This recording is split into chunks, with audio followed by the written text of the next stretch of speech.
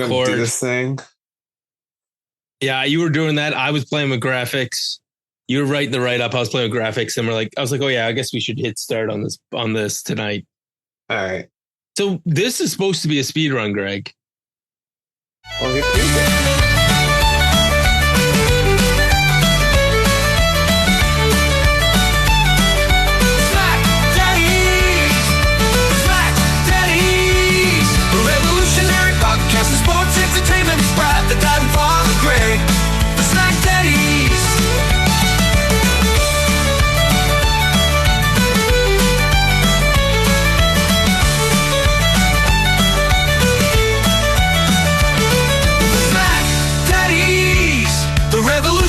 Podcast of sports entertainment, it's Brad, the dad, and Father Greg, the SmackDaddies.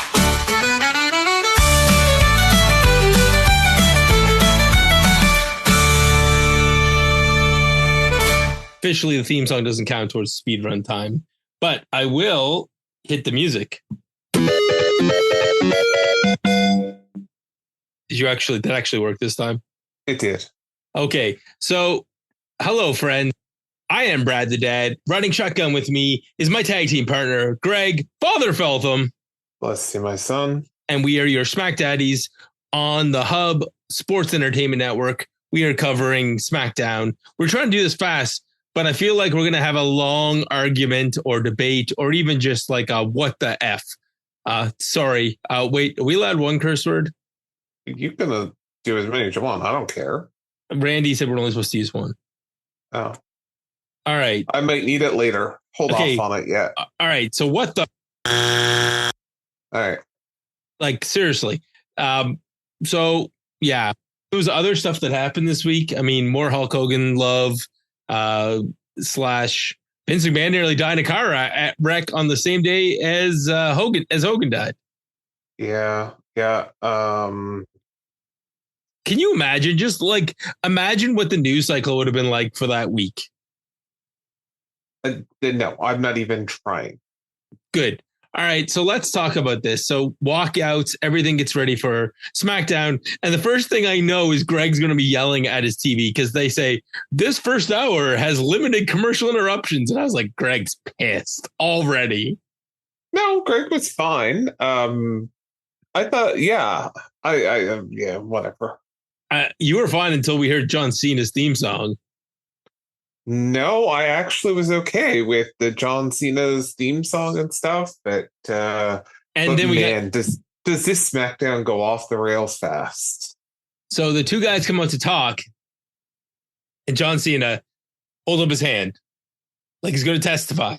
He pushes the mic down in front of Cody, and he says, "I've had a change of heart, and these other two guys who talked me into this aren't around anymore, Greg. They aren't. And so now you've woken me up. I said I needed a rest, but you lit a fire underneath me, Cody, and you did what a good friend does, and you challenged me to fight. And there's no more BS anymore.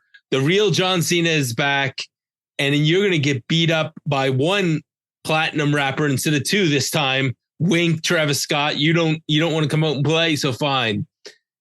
And all those boos have woken him up. He points to the crowd and he said, "You're going to get the real John Cena versus Cody Rhodes in a fight at SummerSlam." And this is where we get tonight's title, Brad, because we're calling tonight's episode "Believe Half of What You See and None of What You Hear."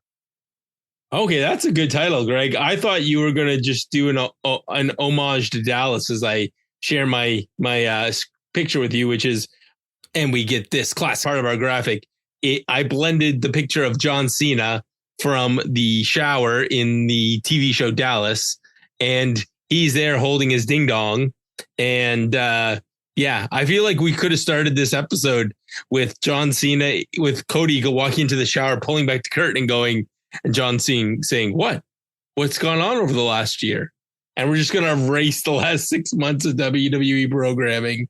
Everything from Elimination Chamber till SummerSlam didn't happen. Yeah. I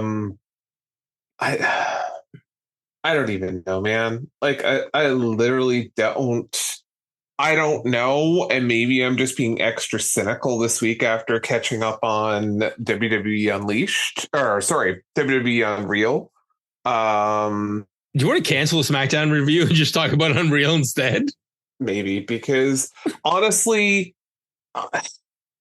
I feel like one or two things is going to happen here. And I don't know which, and I'm not sure I have a preference one way or the other. So in my mind, one or two things is going to happen tomorrow. Excuse me. Option one, John Cena is a man of his word for what he said tonight. He comes out, he's going to be face Cena. And this is now, we're going to have the face run to finish it off. We had to get there in some way, shape, or form, and this is how we did it. Is it the best way to get there to get him through to December? I don't know. Hell no. I mean, if you're going to switch him back, you got to do something. So is this the way to go? Probably not, but that's what we're going to go with. So, okay. That's option one. Option two is this is all a ruse. And on Sunday night, we're going to see The Rock. We're going to see Travis Scott. We're going to, get the where it's a street fight. We'll have John Cena cheat to win. And this was all just to lull Cody into a sense of whatever.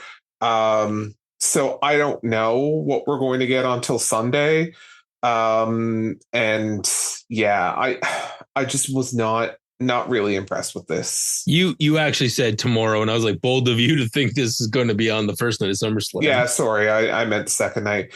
And so then this also then begs the question is if John Cena is now the face in this, does the guy who beats up someone else, forges their signature on a contract, are they now the heel in this scenario? And do we get option number 3 where we do get The Rock and Travis Scott, but we get Cody Rhodes having the advantage this time, and he cheats to win, and babyface John Cena tries to win back his title before he leaves, and who knows, maybe he will win it back, and we can get the unseen 18 instead of the unseen 17. I don't think you're going to see an unseen 18. When he loses it, he is lost. Yeah, I really hope that The Rock comes out and this was all not just Dallas, because if on the only problem with that scenario, Greg, is then Cody is the biggest dumbass in the history of wrestling. Yeah. Sucker. Ha, you thought I was a good guy after all this? They can't. They can't turn him after that. They can't turn him back to a face. Like, I don't know how you do it if you don't pull if this was all a work. Yeah. I mean, there's a line that Cena says in his interview in Unreal. And he says, just because the word WrestleMania is involved doesn't mean it's the end of the episode. WrestleMania could be in the middle of the story. So Is SummerSlam the end of the story, Greg? I don't know. John Cena's going to finish his story now, for God's sakes. I have this picture of John Cena in the shower up in front of me. It's all I can see, Greg. Oh, I got another one for you later on in the show too, which I think I might make our graphic tonight, just these two pictures and nothing else, because there wasn't a lot of Tiffy time on this. So normally that's where I try and stack our graphics with, and definitely not Charlotte Flair, because she scares small children. Yeah, that's fair. There's one other thing that I don't know will be part of your graphics for tonight. It's a line I have a little bit later when we get to not this match, but the one after. So we'll talk about that. I can add it. We can have all kinds of things. I also think I might just make a text box with all the MFT jokes in it. Oh God. All right, let's move on, because we're supposed to be going fast here, and we're going to skip over a whole lot coming up. Oh yeah, it's no problem. Jelly Roll gets beat up at the Performance Center. That's your next segment on this show. Didn't need this crap. No, this one is 100%. All right. Cut. Selena Vega versus Greg, what do you want to do with this match? By the way, for anyone who just stumbled into this podcast, we basically are doing our SmackDown synopsis as a review. So Greg gets to decide whether we talk about the match, whether I do like just say what happened and then we move on, or if there's some like deep dive into this legendary match. Yeah, I like this match, but I'm very glad that it didn't make it to SummerSlam because I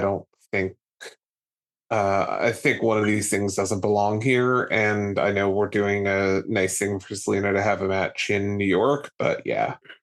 No, it was fine as long as Julia was beating her up and it was like submissions and all Zelina had to do was struggle. The moment she tried to do moves, I mean, that German suplex off the avalanche German suplex off the top looked like she could have killed herself and Julia. When Julia hit her with the avalanche double underhook suplex, that was nasty. Yeah. And then the only thing I will say is this has a clever ending because we get a Northern Lights bomb. Zelina kicks out. We have a little rally. And then Zelina tries to hit a moonsault. And she's supposed to land on the knees. And she literally drops her knee on the orbital bone of Julia. Yeah. And then Julia has to pretend like she did something devastating to her, pick her up and Northern Lights bomb her again. And the whole time Julia's like holding her face. I'm like, she broke her orbital bone, Greg. Like Zelina Vega is a menace. Yeah. All right, moving on. So marriage and family therapy come together. MFT. Yeah, we're cutting this. No problem, Greg. That one's an easy one for me. The good news about tonight, though, Greg, is you have two opportunities. MFTs. Oh yeah. Open challenge, Greg. We get the AAA tag titles, and with all of those tag teams in the back, what do we do, Greg? We get Mr. Iguana and Psycho Clown. And this is at the point where I'm not sure whether or not Tony Khan, who is watching this show at home, is having an aneurysm or reaching for a Kleenex. or several Kleenex. Because at this point, why are we seeing a AAA match on WWE TV for a AAA belt? Like, well, no. And there are two guys in this match that are amazing, and the other two wrestle regularly in AAA. Sure. Psycho Clown, the gimmick looks cool. What he did with his shirt and his mask was awesome, but then he tried to wrestle and it wasn't great. And Mr. Iguana has a cool gimmick, but when he's like bouncing on the top rope and he nearly breaks his neck, I'm like, this is not good, guys. And then my favorite part of this match was when they got confused about who the legal man was, except for the referee. And he actually called them on their bullshit and said, no, Psycho Clown's the legal man, or Mr. Iguana is the legal man, not Psycho Clown. Then they make them do the tag just so they could do the finish. And I'm like, this match. I tell you. Moving on. Don't watch AAA. And Greg, if I remember in post, I will try and remember to put your personal favorite sound in here, because this might be the flush sound right there. Yeah. All right. I'm not gonna remember in post, so let's just keep moving. No, definitely not. Kathy Kelly asked Drew and Logan a question, and you know what we're doing with that one? Yeah, go for it. It certainly wasn't a yay.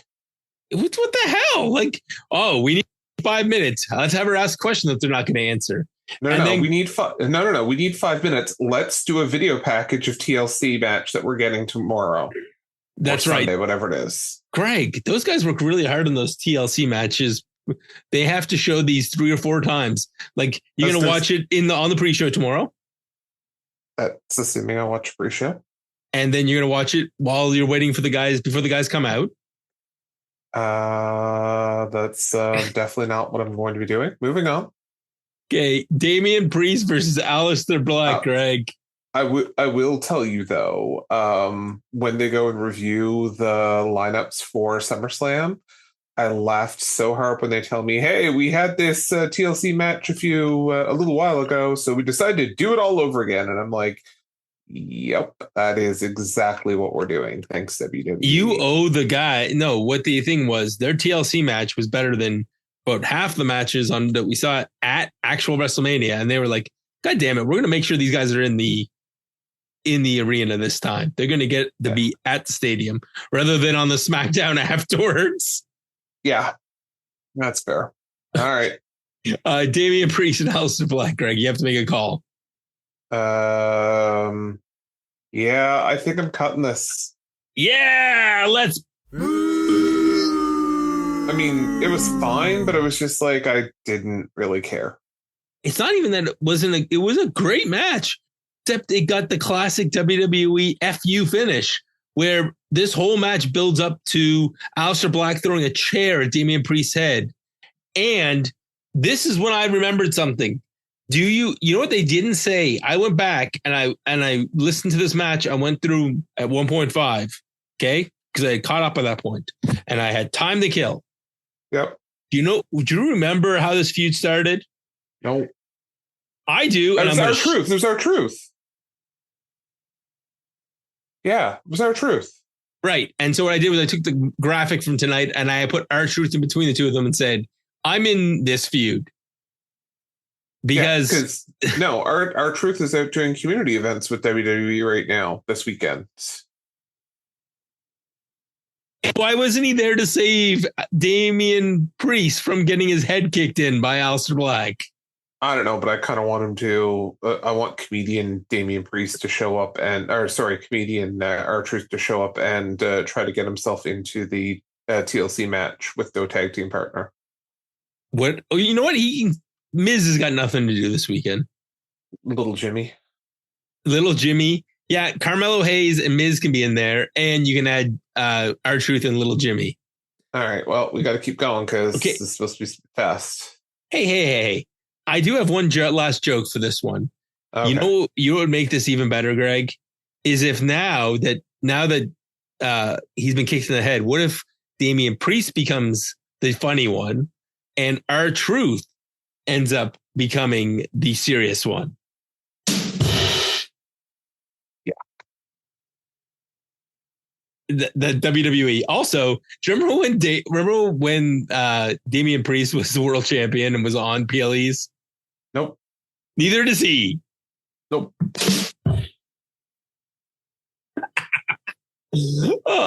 Tiffany and Jay talk. Jay didn't need her help. Tiffany didn't want any excuses, and there won't be any excuses. I am terrified about this match, Greg. Yeah, I think there's gonna have to be some smoke and mirrors here. Yeah, I mean like Cody Rhodes' old theme song, "They're only smoke and mirrors." Okay, I've been delaying this all night. The MFTs come out with Tonga. By the way, that's my taller one. Yeah, that's my family trauma. And against Jimmy. And there's a cage hanging above. So, Greg, I already know the answer to this question. Hit the button. Just hit it now. Greg's rubbing his eyes. He's just shaking his head. He's like, this goddamn match. Oh, Tonga chokeslam Jimmy. He gets pinned. The cage lowers. And then there, of course, my favorite thing gets beat up by Jacob Fatu. By the way, MFT, my favorite thing. So they get beat up. Jacob Fatu, of course, Tonga and Solo escape. But JC Mateo and Tangaloa, that's what they're here for. They're here to get their asses handed to them. Yeah, that's exactly what they're here for. And there were 5.5 minutes left in this show after the commercial. Yeah. And our main event is Drew McIntyre versus Logan Paul. Can we go over a few of the funny lines? Because this was great. Yeah, they're out to close out SmackDown, not versus. Oh yeah, sorry, they're out to close out SmackDown. They're tag team partners. Thank goodness Drew got out of Scotland. Logan Paul says no one else can do what he did and be an outsider. Jelly Roll will always be an outsider. And let's be honest, he thought he was signing up for a hot dog eating contest, Greg. Yeah, I did not find Logan Paul funny. Wait, when do I ever find Logan Paul funny? Drew and Logan have dedicated their whole lives to this. And Drew blames Randy for this whole mess. If you wanted free tickets, there were better ways to get it. And the best line, Jelly Roll is the only guy who needs to be talking to somebody. Wait, is he talking to Weight Watchers? Another fat joke. Drew has God on speed dial. Get it? Because Jelly Roll song is talking to God. And when Drew McIntyre prays, bad things happen. Fact, when he prayed to kill CM Punk, that actually worked out pretty well in my opinion, it worked out perfectly. Anyways, this is an arena, not a community center, and this is not community mandated service. Then Jelly Roll and Randy Orton come down. They beat up. There's a fight. The brawl breaks out. We're left with the indie force in the ring, the indie security force. Randy Orton RKO's 2. Jelly Roll chokeslams the other one. Let's have him do chokeslams and not black hole slams because that looked great. And that's did it though. Did Buddy it? Jump, Buddy. Considering how little Jim or Big Jim barely jumped, and this indie guy took a good. He got up pretty high for Jelly Roll. Good for him. I legitimately thought that we were going to see a RKO here. Oh my God. There's no way, dude. He can't do a black hole slam. There's no way he can take that bump. I was like, is that what we're getting? And I was a little bit excited. I'm not going to lie. You know what? If you're going to give him a finisher, give him the easier to do Randy Orton finisher, the punt. Yeah. I mean, harder to way more jeopardy to screw it up. But if you're going to do it, let's do that. Greg, this was 20 minutes of us talking about the most forgettable SmackDown in the history of time. Yeah. But let's talk about it tomorrow. All right. So instead of a synopsis, but also drop the song. This is your SmackDown synopsis. I mean, as I say, that was your SmackDown synopsis because we went fast. We went really fast. Okay, Greg, I have it open on Wikipedia. Let's do night 1 and then night 2, and we'll go just down the list. Okay. So night 1 has allegedly our opening match on night 1 is Tiffany Stratton versus Jade Cargill. Yeah, I mean, I think the order is definitely subject to change. Tiffy versus Jade here. I mean, I think that the answer here is Tiffy. Oh, I'm pretty sure it's Jade. Like, I think Jade has been pegged to be the world champion since she got there. Yeah, I would have said that if Naomi hadn't cashed in. I think Jade's winning and we're getting a Tiffy heel turn. I could see Naomi actually interfering here to cost Jade. Well, the other option is that Bianca interferes and costs Jade. Yeah. And Bianca can be the Jade rival. Okay, match number 2, Randy Orton and Jelly Roll versus Drew McIntyre and Logan. By the way, we're following along on Wikipedia. We definitely don't think this will be the match order. Yeah. This is going to be Orton and Jelly Roll winning. Jelly Roll with the choke slam for the win. I doubt it, but Jelly Roll with the RKO off the top rope for the win. Oh dear God. Jelly Roll with the 450 splash for the win. Listen, if I let you keep going, you're going to have Jelly Rolls part of MFT soon. So let's keep going. Judgment Day, Raquel Rodriguez and Roxanne Perez versus Charlotte Flair and Alexa Bliss, the not friends. I kind of want to see Charlotte and Alexa win here. Yeah, and there's time for Judgment Day to win the title back before we get Liv Morgan back. So that's probably how this is going to go. Roman Reigns and Jey Uso versus Braun Breaker and Bronson Reed. By the way, night 1 is brought to you by Tag Matches. Yeah, apparently. I don't know if I care. If I'm honest. I'm gonna pick Braun Breaker and Bronson Reed. That would be the smart thing to do, but that probably is not what's going to happen. Oh, we'll see. We'll see. Basically, maybe in January when the new season of Unreal comes out. So, and Roman Reigns will be wearing his official Jordans that are his Jordans. Sure. Sami Zayn versus Karrion Kross with Scarlett. If Sami Zayn loses, he has to say Kross was right. Yes. Talk about things I don't care about. Is this where we get a Sami Zayn possible heel turn? Doubt it. Does Karrion Kross finally win a match on pay-per-view? Doubt it. So you're picking Sami? I have to agree. Like I don't see the purpose in Karrion Kross winning. Gunther versus CM Punk. Okay, this is the most interesting match on both nights. You think so? Well, is Seth Rollins actually hurt? Well, let me tell you here, brother, because we've all been talking about that guy. Maybe we have been thinking about Seth and his and Unreal. So I'm not. I don't disagree that I'm not sure that it's a legitimate injury. What I'm not sure is that this is the time to bring Seth Rollins back for this, because what's it going to be like? CM Punk winning against Gunther, taking the championship, and then in a beatdown state, Seth Rollins comes out. I mean, we've seen that before. So I don't know if it really excites me to do that. Listen, I'll tell you the way to shoot it. I'll even film it for you semantically. CM Punk gets out of a sleeper. He gets Gunther up on his shoulders. He hits the GTS. 1, 2, 3. And he looks and he wins the match. He crawls up. Gunther rolls out of the ring, crawls up, and the referee has the title, and he puts it down in front of CM Punk, and CM Punk's on all fours looking at the title, and Seth Rollins stomps him and then cashes in, and then it's over.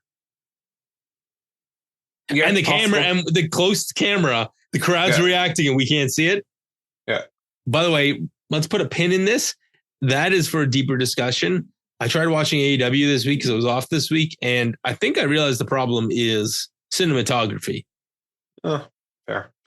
Another week's discussion. Moving to night 2, Naomi, Rhea, and Io.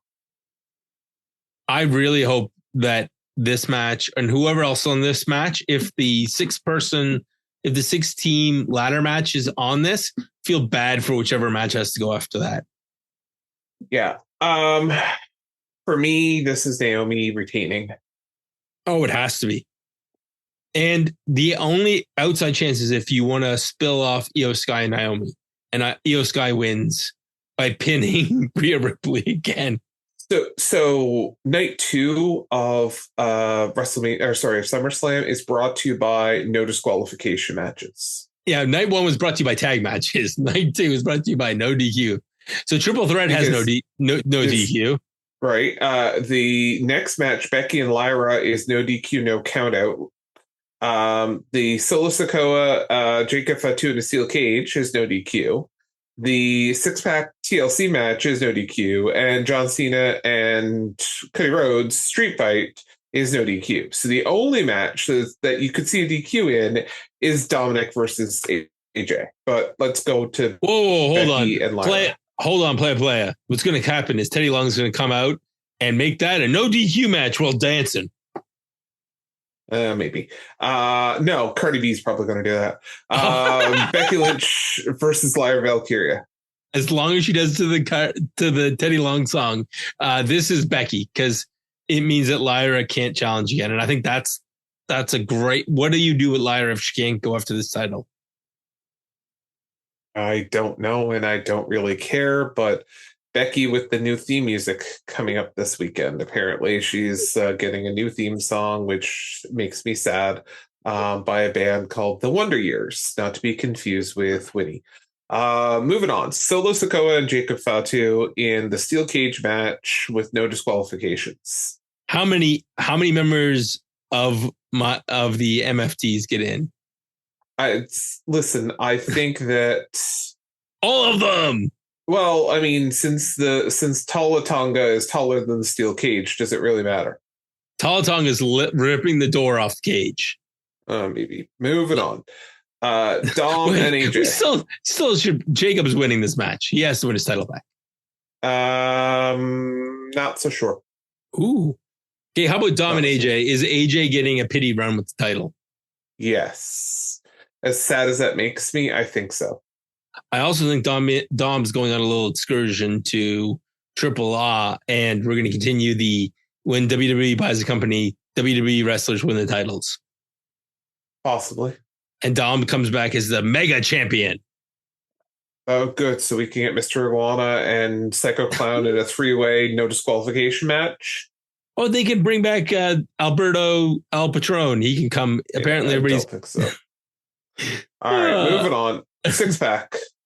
Yeah, so Wyatt 6 versus Andrade and Rey Fenix, the Lucha Friends, DIY, Fraxium, Motor City Machine Guns, and the Street Profits. And at the last minute, Pretty Deadly will be added to this match. Don't think so on that one. What about, why are we getting the Triple A tag team champions in this match? I don't know. I don't know if I care. Okay. How many, let's play, like, we'll pick a winner, but let's say tables. How many tables are getting broken this match? Over, under 10? No, Brad. It's how many Slim Jim tables are getting. Oh my gosh. Sorry, I forgot. Slim Jim, please don't cut us. Don't keep those royalty checks coming. Okay. I'm going to say 4. Okay, 4. And how about ladders? How many ladders? Yeah, who's the sponsor of the ladders now? I don't know. Well, listen, if there's not, maybe we can get a SmackDaddies logo slapped on those ladders. No, I'm sure Wheatley's vodka has got a sponsorship on them or something at this point. Why isn't Home Hardware sponsoring the ladders? Home Depot, you mean? They don't have Home Hardware in the States. Sure, Home Depot. Brought to you by Home Depot. Yeah. If you need to jump over a wall, get your ladders at Home Depot. If you want to put your friend through a ladder, get your ladder from Home Depot. I don't know if I care, honestly, in this match. I don't care any of these teams to win it. And it's not that I'm not going to be interested and enjoy this match, but I don't really care. I don't really have a preference on who I want to see win this or who I think will win this, because I think it's just whatever. I hope Fraxium wins, because they're the only team in this match that's an actual tag team that hasn't won those titles. Yeah, that's a great choice. I was thinking Fraxium myself. But yeah, I mean, any of these teams, this is going to probably be the most interesting match on this card. Except for Rey Fenix and Andrade. Because if Rey Fenix wins the tag titles without his brother Penta, that will just be too. My brain will break. Yeah. I say most interesting match on this card because I don't know what's going to happen in the last match. So I could be wrong. But John Cena and Cody Rhodes. Oh, come on. You're going to see the Sage come out. You're going to see the Rock's new theme song. The final boss will arrive. They'll take 20 minutes to get to the ring. Rock will pick up a chair and he'll pivot his hips and crank. It looks like he's going to crank Cody, and it'll crank John Cena in the head. So you think we're going to hear the Fiend music in 2 matches in a row? Come on, that's a good one. That is a good one. John Cena. Maybe John Cena is just like, they got a bunch of those shirts and they're like, oh shit, nobody bought shirts on Friday night. We gotta turn him face again. I don't know. Like at the end, what we're gonna get. So I got a funny feeling Cody's winning this title. Yeah, I mean, there's arguments to be made on both sides here, and I wish I could say which way I think this is going to go, but I don't. This is going to be, this makes this match must see then, because you really don't know after tonight what they're doing. So if I look at the card as a whole, right? Night 1 what do I actually really care to watch on this match, on this card? And honestly, there's nothing there that pulls me that says, damn, I gotta watch night 1 of SummerSlam. There's not a thing.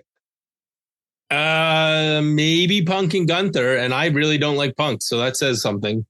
All right. I mean, if that's the best you can get, but like it's the rest of the matches, I really don't really care what would happen there or any of that.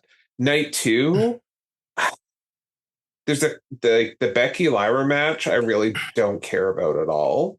I know that Naomi, Rhea, and Io is going to be incredible. Like that'll be a great match. The Sikoa and Fatu, I mean, it'll be different, I guess. It'll be a spectacle. It'll be a spectacle. AJ and Dominic will have there's no way. Those two guys are too good not to have a good match. The 6-pack is going to be a great match. And then Cena and Rhodes is, I don't know what we're going to get here, so I'm along for the ride. So I think the story for me of SummerSlam is night 1, yeah, I might throw it on, but I'm probably going to be on my phone. Night 2, I'm probably not going to be on my phone as much. So there it is. Greg says, night 1, get your drink on, pay half attention. Night 2, no booze, no phones, no wives, pay attention to SummerSlam or else. Oh, I didn't say about no wives, man. Like, I can't mean my wife will watch Jelly Roll, and after that she's going to bed. My wife will not be watching Jelly Roll. I like Matt. My daughter has been calling this the fever dream match. Like, what kind of weird fever dream are we having when, if I had told you 5 years ago that SummerSlam is going to have a main event featuring Randy Orton and Jelly Roll versus Drew McIntyre and Logan Paul, you would have been like, what? Yeah, well, I mean, speaking of dreams, let's pull back the shower here. But yeah. Greg played the long call. So was this all a fever dream?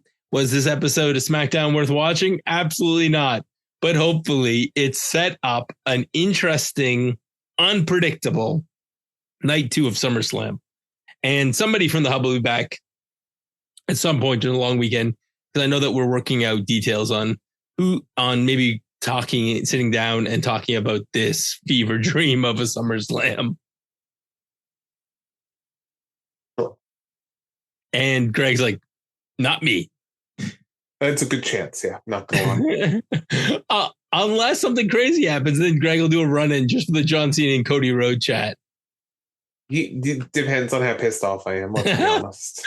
Greg, if this goes nuts and it's terrible, if it's just boring, don't come back. Because listen, I still assert, after watching Unreal this week, I still assert that Triple H calling the Elimination Chamber stuff, that the look to John Cena's face when The Rock gives him the look, that in real life was 30 seconds. I know. It was a time warp in the arena. 100%, dude. Like, and if I wasn't there myself, I wouldn't be able to say that. But that in the arena was 30 seconds easily. It was an unreal experience to watch Unreal, being there, seeing them. And then, like, I think we needed to get a smoke for Michael PSAs, because he's like losing his mind as we're reacting in the arena real time. And he's like, we hooked him.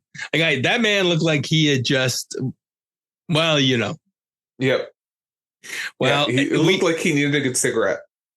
So maybe Craig and I will be back next week for SmackDown. Maybe we'll be back next week to talk about Unreal, because that was an Unreal show. Highly recommend that. And maybe that's what you put on in between. It's like, this match doesn't look to be very good. I'm going to switch back and watch some Unreal. Yeah. So for the Hub Sports Entertainment Network, I am Brad. He is Greg, and we will see you after SummerSlam. Goodbye, friends. The SmackDaddies.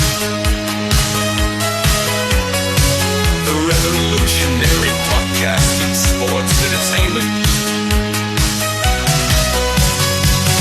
Father Greg and Brad, the dad bless you all, the lovely tales.